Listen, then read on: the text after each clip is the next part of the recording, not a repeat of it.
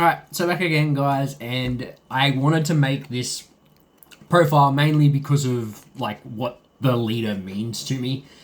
So a couple of days ago, we had another online regionals for the Masters, and I got top 16. Breakers bottled me out again. I finished 10th, but like I said, when I finished 18th in Fusion World, it wasn't ninth like the last time as well. So I can't be too mad. But this deck, for those that don't know me, that you've come from the Masters scene, I played Namiku, and if you don't know me from my Fusion World videos, Namiku in Fusion World is the deck that I've kind of had a breakout year with, topping a fair few events with, of course, Namiku. It isn't like the strongest deck in the format, but I was able to do good things with it. And when the support for this deck come out, well, support for green come out with the new promo, I just thought I'd be doing a disservice if I didn't actually give this leader a go in Masters. So it is a little bit old. It's BT24 and we're now in BT28. So I'll quickly run back over the leader. When it attacks, it top fours for a Saiyan, Earthling, or Namekian, 4 or less, which is kind of a bit annoying because you can't search out your boss monsters. Sure, you can search your whole archetype and your super combos, but not being able to search like some of the big boss monsters, like a lot of like green leaders that search, like they tend to be able to search for any green Saiyan sort of thing, but it is what it is. And then your awaken is at 4 or less life, and you have a unison with a specified cost of 2 in play. You draw 1, switch 1 to active, and take down Diab 6. Now on this side is where this leader gets so much value. On attack, he gets 5,000 power for the battle, so it's always swing 20k. And then it's got a auto once per turn. When a battle card is given blocker by your Z Unison, you Z charge a card from your drop. I didn't sequence this very well because of how I played the deck at sometimes with my Overrealm package, that I missed out on a lot of Z charging. And also it being a green Z charge, sometimes I only had a black card because I'd had to combo a black card off an Overrealm card. So it is what it is, but the main effect that is really, really good is that once per turn in activate battle speed, so on your or your opponent's turn, you can draw 1 and give something 5,000 power for the battle. So swing with this, you can make this 25k swing. You've got other cards, and what I did the most was I just tried to make all my swings at least 20k, so I'm not swinging these 15k, so I was always demanding supers or 2 cards if leaders hadn't been beamed for whatever. And the one thing that I probably let myself down with a little bit was not using this at every opportunity. There were some instances where I got punished in one of my losses for 1 or 2 times getting to the activate battle step, and I was already, say with my leader, I was already 20k. I didn't want to go to 25. I just wanted to do 2 20k swings. So I didn't pop this. And then when I swung with my 15k, my opponent realized I haven't popped this. So he just negated the last battle card swing. So I didn't actually get to draw. But being able to draw on your opponent's turn, like, is really, really good. So moving into like the deck, we play like lots of 1-drops because chump blockers are a thing. We have a unison that gives our Saiyan's blocker. This is basically just a cantrip that doubles down as a blocker, and then for whatever reason in your hand discard matchups, whether it be the green mirror or if you play against a yellow deck that plays the Gogeta, you can just discard this and play it for free. Pretty crazy value. This I never really played that much because the main guy that I would always want to play is, of course, the barrier blocker. Barrier blocker, like, I had a game where I think I just like blocked one turn, just blocked a triple strike with this. So it did like, it put in so much work, and against blue, it's just so valuable. You just stick this. They can't like untap with dimension magic. So really good cantrips. And then like the bread, and I call this the bread and butter of the deck. This Goku. So you play this when you have 3 or more energy, you draw 1, and then activate battle. If you have something with blocker in play, it gives itself 5k and untaps. So even like you can play this down, give it blocker, do whatever. You could give anything else blocker, and then just like swing 24k twice with this, or with your leader effect, you can push up to that 29k. Really wish it was 20k, but it probably would be maybe a little bit busted then. But then on defense, you can obviously like block, and then activate battle, restand it. You're at 24k, and then use your leader ability 29k. You're generally getting out of most swings, and if you're under dormant, you kind of like deal with both the swings for that turn. My opponents don't. Your opponent generally doesn't try and KO this because I actually forgot about its effect because I don't really recall many times it getting KO'd, or if it did, I just completely missed the trigger. When it's KO'd by a skill, it KOs something, so it return KOs, so it's basically kind of got like a mini revenge built into it. So it's like kind of annoying. Your opponent sort of has to play around it. And then the next card is Vegeta, and I think I really, really underplayed this card. I normally sided one. I think there was even a game I sided 2 copies of this card out. In my last game, I really needed removal. I died because I wasn't able to remove my opponent's 8-drop Alliance Goku, and I felt that this deck, I struggled with this deck with like 1-cost spot removal, but in reality, I had this that I just kept siding out, so I didn't use this very well. It also, like, if you have a Z Unison, it untaps itself at the end of turn, so even if it's got blocker, you can swing with it, KO something. This card gets a lot of value, but I think I like really underplayed the card, which was like probably a mistake on my own part. Super combo for Paragus. I don't think there's any other reason to not run Paragus. If you've watched any of my Zamasu profiles, you'll see why I prefer running Paragus over just the Hellas. 1 charismatic because we do tend to have a unison. The only thing is it doesn't really tick up markers very often, so charismatic cannot always be live. 2 homicidal clones. I think this only come up once or twice. I feel like the meta at the moment, there isn't a lot. I feel like token blockers at the moment are being phased out, but they're never dead cards. 3 uneasing, and I nearly honestly felt like changing this to a harder floodgate if for whatever reason, like maybe the boo but it would pay 2, so I tried to survive off this card in my last game, and my opponent just kept swinging through it. So, sure, it's a good free floodgate, but you go neg 2 in hand to use it for free, and then your opponent can actually push through it pretty easily. So, I think moving forward, I would probably go down to 2 copies of this and just maybe just pray that you see the dormants. Some new regional promos, and this card is busted. This card is absolutely busted. We'll talk about that one. But this one as well, and I cut this on the day of down to 2, and I kind of wish I had 3 because there was a few times where if you can play this turn 2, it sort of like helps you get a little bit more of a board built, and then just ensures that your unison won't die on that turn, because it just obviously gives you a free blocker. So if you don't know what it does, if you've got this leader and a unison with 2 or more markers, so again, can be a little bit hard when your unison isn't ticking up. You can free play it and give either your leader or a battle card blocker for the turn. Generally, a lot of the time, I was just playing it to give this blocker. I think the only time I didn't give this blocker was when I don't think I had a...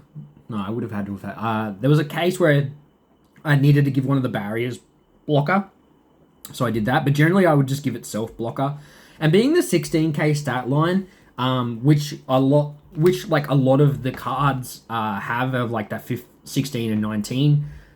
16, like you can block leader effect and you're effectively 25k or 21k, so 20k swings you get out of just for free and you draw a card. But then this card, it wasn't my MVP of the day, but it was probably a close second. This card, you can play it, activate battle speed. It is not once per turn or limit 1 to play this. So you can play multiple of these on the same turn. You obviously only get this effect once per turn. So on play, rips a Z energy, which is becoming very, very relevant Z energy removal. I did not actually realize how relevant the Z energy removal was until I used this a couple of times. Which this one also isn't a once per turn. So you could just play multiple of these in the same turn just to rip a heap of Z energy.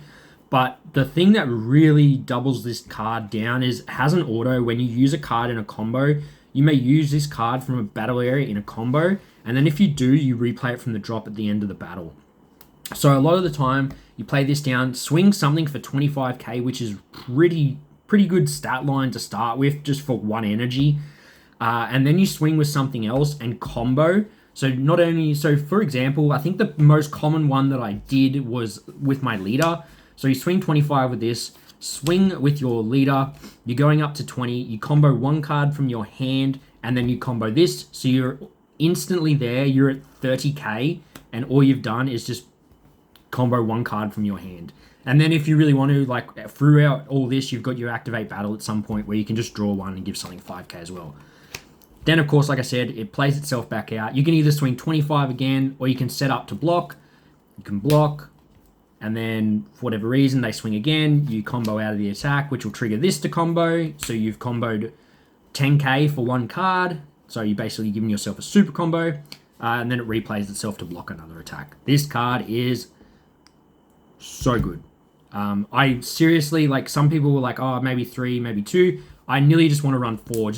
Just even for the one for 25k, and just the threat of it, like, they have to remove it. And then if they do remove it and you've got your unison starts ticking over because they just have to answer this card. It just gets so much value. It is ridiculous. Another regional promo, which I actually sided out as much as possible. I went up to 2 copies of this on the day. I don't know why. Never ever played it. It is 100% coming straight out of the deck. Like, it does give 2 things blockers, so it does serve the purpose, and it's a 1-cost negate. You get a 20k body out of it. So it's not necessarily the worst thing in the world, but also for its permanent Sparking 4, I play 3 Toa Overrealms, as we'll see. So Sparking 4 isn't actually very live in this deck for me. And when I have got cards in my drop, I'm trying to Z-charge them with the Unison and the Leader effect. 2 Trunks, and I was debating cutting this card, but the way I've been thinking about this deck a lot more is I wanted one cost energy plays.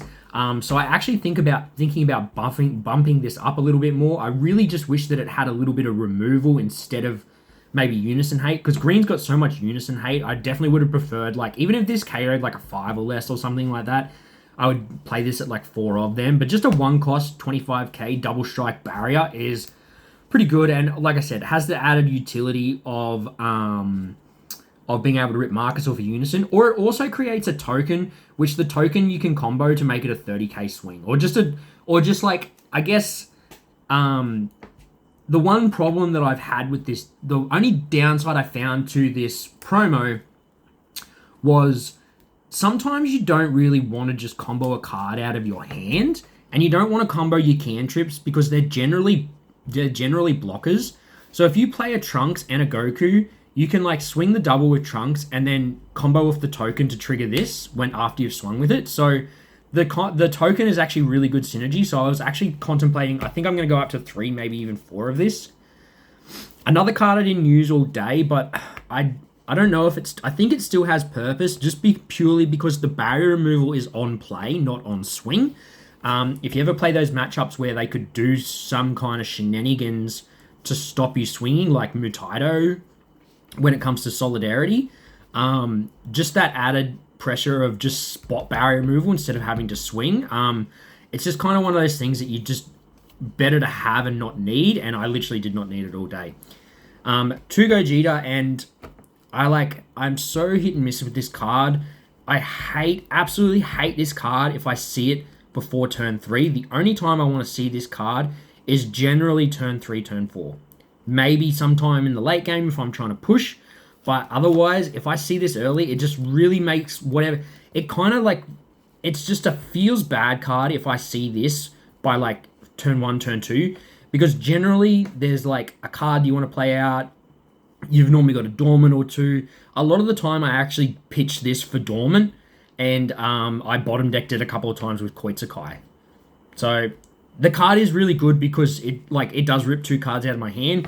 So the one play that I did a lot with my, what I considered to be my MVP, that being Koitsukai, a lot of the time, because obviously people pack all the hand discard hate, and I tried to do this, like, have this set play where I would Koitsukai during the turn, and then I would go into my Overwhelm package, being Toa. So I would go Koitsukai, so they can't hand hate me, go into Toa, bean my leader, rip a card out of their hand, play Solidarity, swing, rip another card out of their hand, and then successor into this. So they lose 4 cards in hand, and if they were packing the hand discard hate, there's nothing they could do because like they're under Koitsukai. So it just allowed me to like slowly rip my opponent's hand apart, and it actually like worked out very well. Like I said, I think Koitsukai was actually my MVP of the day outside of the regional promo. The other card that put in work when I needed it was Ground Shaking. The only thing is I didn't see this. If I had seen this a turn earlier in my last game, maybe that changes the course of the game. I can get back into the game. But like I was saying, I was struggling a little bit with removal, and just being able to slam this and bomb everything, it just makes a big difference. And of course, you get the added utility of you get to free play your Fool, which can restand, which was gonna happen in one of my games, but unfortunately my opponent made a mistake, and then from there it sort of the game finished from there. He scooped from there because he realized he'd made a very, very big mistake. But I actually had one game where I played this, and my opponent, I think it was Max on white, he Vermilion Saiyanned it, so he didn't want to have to eat the triple, so he just Vermilion Saiyanned and to discard the 3. So card is still really good in the deck. Definitely happy to have it at 3. The blue hate, the blue can't touch this card. I played against one blue deck. No, I played against 2 blue decks. One deck I seen it, well, the first one was a loss, which I actually saw rather late in the game, so if I had seen it earlier, maybe it would have changed the course. But against my Diamond matchup, I literally opened my hand with this, and I made sure I kept it, and I went first, and this is, like, to play it, you just have to have 2 or more energy, not your opponent, so you can, like, do your Awaken turn and then play this straight away, and from there, you're literally, like, in a really strong spot, because it's very hard for blue to remove this. My opponent actually wasn't packing any Final Hope Slashes, so this card just like really just put in so much work. I honestly, because it also makes them discard 1, and I did play a little bit on the hand discard route, I honestly thought about bumping this up to maybe 3, just purely for the fact that you can make them discard 1 for 1 energy as well, which sort of serves as the package. I sort of went a bit more on the, little bit more on the hand control, and just like swinging 20 and 25s very consistently with the deck rather than just lots of big double strikes. For Dormant, it's only a matter of time before this card gets banned. No more to say about it. And SCR choice was Purunga, and in a few testing games, like I sort of played him down to help me close out the game, but literally every time I used Purunga on the weekend, it was literally just to help keep me in the game and get me back into the game. One time, I think 2 times I played Purunga, and it was like might have been like turn 3, turn 4, and I really didn't have anything on. My opponent's board was starting to get out of control because, like I said, I felt like I lacked removal in the deck. So I would just draw 2, make them discard 2, and then just choose one of my cards, one of their cards, and then just bottom deck the rest. So just the board clear plus just drawing 2 was just so strong, and it just helped me get back into the games. I don't know, maybe moving forward I try out the triple strike because I'm a bit more on the aggressive side of things, but Purunga definitely put in work whenever I'd used him. So that's the main deck. We'll go into the Z deck. So we have 2 of the Bardock Unison, which is the Unison printed for the deck, 1 Oolong, and 1 Vegito. Going back to this, I think I would probably cut this for another Bardock.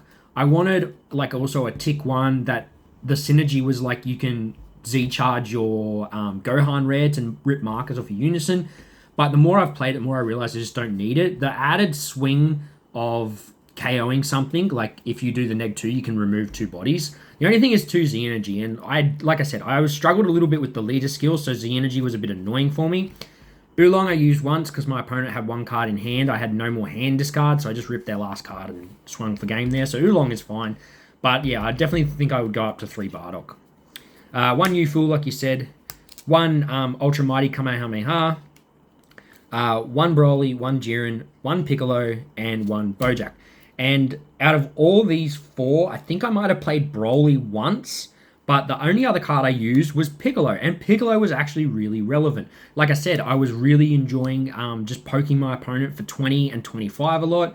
Piccolo is a 1 for 20 if you've got Bond 3, which you generally do because you have your barrier blockers sticking around, or you just have like, a few bodies you're spamming out for 1 energy. And then it has the added utility of being Bond 5. It can KO something ignoring barrier. So card is really good. I honestly feel like I want to make room for a second one of this and sort of play this a little bit more from the Z deck, just because it is like a 20k dual attacker. And like I said, 25k dual attackers in this deck, for me, felt like really good synergy. And then moving into our side deck, we played 2 Cell, and I didn't actually have any trouble with Unisons throughout the day, so I sided Cell in, and I just was like, there was just not a need to play him. Apparently the Cell Juniors do get around the Pansy effect, so I didn't realize that, but I think my game plan against Dimer was just good enough that I just didn't need this card. 1 Jiren, because I always respect turning the tide. If I were to lose a game because I didn't have Jiren in my side deck, and I lost to turning the tide, I would be so dirty with myself. 2 Bujan, because if I play against like Zamasu or just those floodgate decks that drop the battle card floodgates, just Bujan just deals with that. I only own 1 Vegeta. I like put myself in a spot where I either had to go and do like a hour round trip to get 2 more copies of this to play in my deck, or I just took the gamble that I just didn't play against Mill, or I just backed myself enough that I could just get away with just using 1 of those copies. 2 BMS, because shout out to my mate Rowan, he put this in my idea that he'll die on the hill, that this is relevant. There is actually a few decks at the moment where this card is relevant. I did try and force it a little bit in spots where maybe I should have done something different. One match, like I played it against 2 opponents and they did have to play around it. In my last game, it actually made him completely pivot. But unfortunately, the card that he played from his Z deck, I just wasn't able to remove, and it just started generating so much value that the fact that I played this card probably ended up hurting me. I think I'll leave it in because, like I said, I actually think it is very relevant at the moment. So I think I just need to practice more at how I make this card work best. 2 Hunt. I don't actually... Like, a lot of the time, I felt like there was maybe only 1 instance or 2 instances where Hunt would have ever been relevant. Because, like, against blue, you're just chucking out the blue hate, so they're not going to be untapping anyway. And... You're not too worried about, like, the only time is dormant, and I'm pretty strong on the opinion that good green players won't actually ever use dormant for free unless they're absolutely necessary. And yeah, so I actually like would nearly consider cutting Hunt, or whether I leave it in for the matchups where I actually need negating skills. 2 SDR, you just run this card just because of more unison hate. Like, it's you either run this or Cell. This is 1 energy, Cell's 2 energy, so I don't know. You pick and choose which one you prefer. I definitely don't think you need both. And then finally, like I said, the MVP, Koitsukai, just helped fix my hand in awkward spots. Because I was running 3 Toa, 3 Overwhelm, there was times where I actually had 2 of them in my hand and I didn't need both of them, so I was able to filter 1 away. Like I said, the 8-drop Gogeta, if I didn't have a 8-drop play on, then I just would filter it away and just rip cards out a different way, whether it be like through the promo, the counter promo, or just through Toa. But yeah, so that is going to be the deck. That's probably going to be where the video ends today. Shout out to everyone. I actually have a lot of people that I've been like when I sit down and play against them, they start saying to me, "Oh, I've watched your videos." So a lot of people are starting to get to know me a bit more, which is pretty cool. Like if anyone from Fusion World watches this, they know how much I actually enjoy if you come up to me in an event and say hi to me. It's a pretty surreal feeling for me, so I really do enjoy the people coming and saying hi and that they like the effort that I'm putting in the OCE community. We did actually just not long finish our first online locals that I organised.